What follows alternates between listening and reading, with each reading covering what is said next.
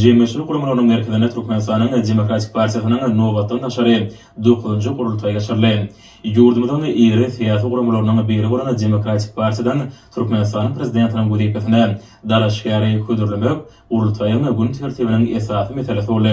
Forum delegatlarla birlikte cemiyetçilik kurumlarının köpçülüklerine haber veriştirişlerinin vekillerin katnaştılar.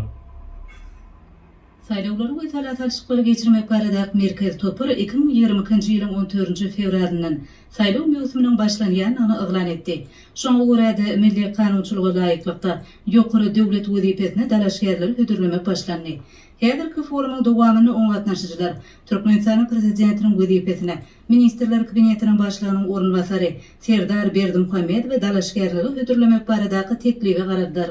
Kurultayın gün tertibinin bu meselesi boyunca pikir alışmalarda Demokratik Partiyanyň agzalary guraman işçiler çykyş etdiler. Şolaň hatarına Matmuladna Türkmen Döwlet Uniwersitetiniň kafedra müdiri professor hormatly İlyas Burunov, Türkmenistanyň Demokratik Partiýasynyň Ahal Vilayet Komitetiniň başlygy İşan Guliýew, Lewap Vilayet Komitetiniň başlygy Dostmedow, Matmuladna ýaşlar guramasynyň merkezi geňeşiniň başlygy Öwezerdiýew boldy.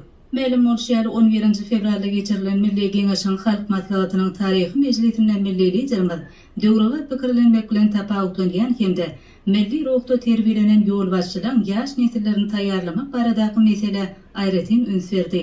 Ýurdumyzda munyň wilayatda durnukly we durmuş ykdysadyň hemme taraplaryny ösdürmekde üren uly kesgitleýiji orny elýänligi, onuň liderlik ýörelgeleriniň berkiýänligi nazara alynıp, ýaşlara milli döwlet bählikleri babatda uly ähmiýet berilýär. Şunun bilen baglykda 2022-nji ýylyň 12-nji martynda Milli Geňeşiň Mejlisiniň karary bilen Türkmenistanyň Konstitusiýasynyň 81-nji, Türkmenistanyň Saýlaw Kodeksiniň 86-njy maddalaryna laýyklykda Türkmenistanyň prezidentiniň saýlawlaryny geçirmek bellenildi. Kodeksin bu maddasi saýlawlaryň möhletiniň öň geçirilmegine degişlidir.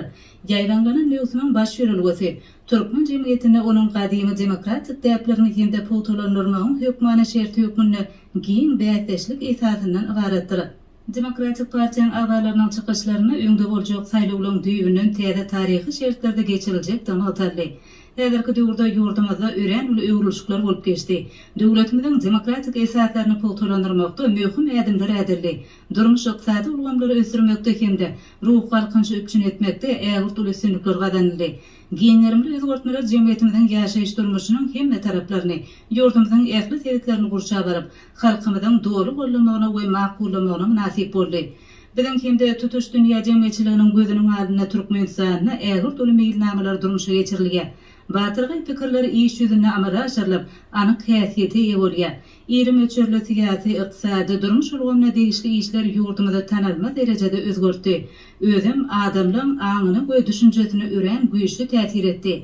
Bilim jemgyýetimiz ýurdumyzyň garaşdyrdyk döwrüniň taryhyna täze tapara hemde Türkmenistanyň prezidentiniň täze saýlawlaryna şunuň ýaly kämil dünýä garaýşly tejribe bilen gelip, jemgyýetimizde dawalanýan agzalýerlik, jelislik ruhuny ýene-de bir gezek aýdyn görkezýär.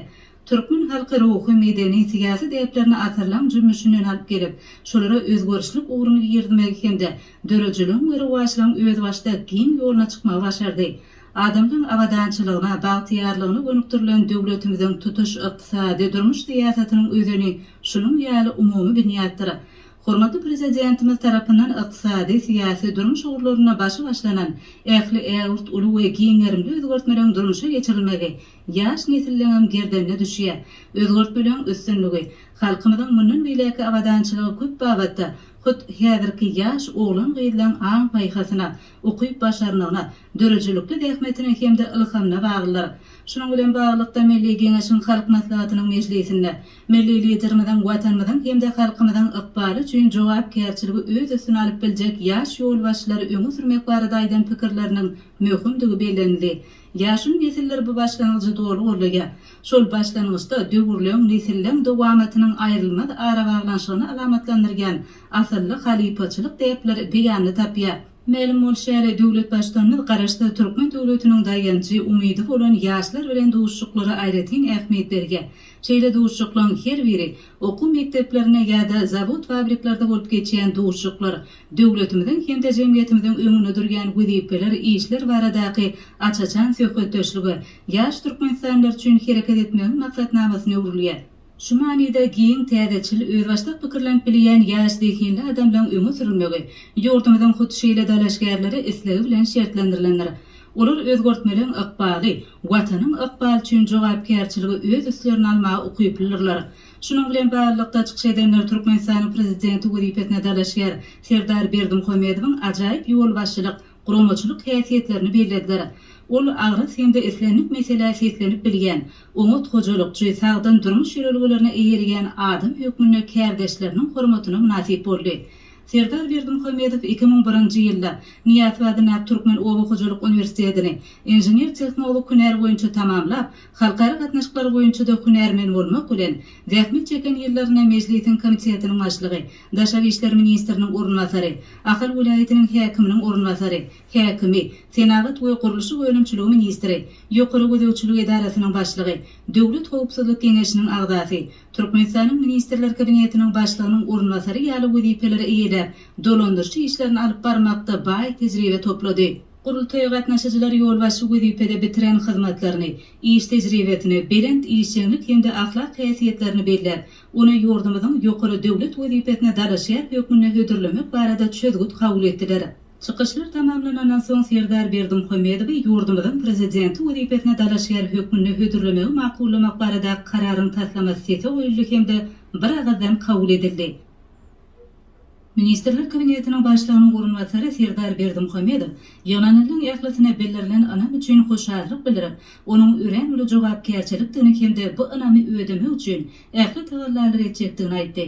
Hökümet başlygynyň ornwasary ýananylyň öňüne çykyş edip, eger özüniň ýurdumyzyň prezidenti wezipetine saýlanan ýagdaýynda mundan beýlegem ata-bagalarymyzyň ruhyna, mirasyna ýorulan ýol ýöreliglerden uğralyp, ähli okyp başarnygyny gaýgyrman, watanymyz, halkymyz üçin, milli liderimiziň taryhy başlangyçlaryny üstünlikli durmuşa geçirmek üçin, tutanýerli, dörejelikli tutumlar bilen beýik maksatlara ýetmek üçin zähmet çekjekdigini anandyrdy.